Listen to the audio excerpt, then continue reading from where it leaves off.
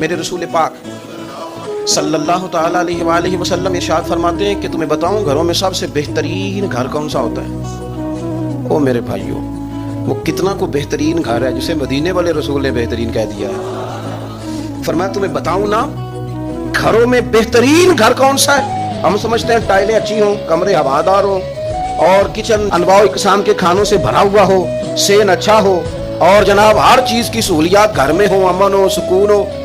نہیں، حضور فرماتے ہیں مجھ سے پوچھو نا بہترین گھر کون سا ہے؟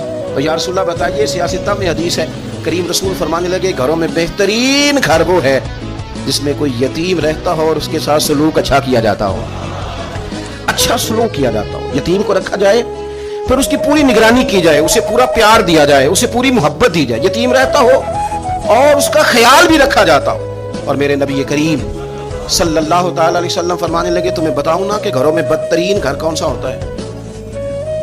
بدترین گھر کون سا ہے؟ حضور بتائیے، فرمایا جس میں کوئی یتیم رہتا اور اس کے ساتھ سلوک نہ صحیح کیا جاتا، اس کو تکلیف دی جاتی ہو، وہ کرب میں ہو، وہ تکلیف میں ہو، وہ اذیت میں ہو۔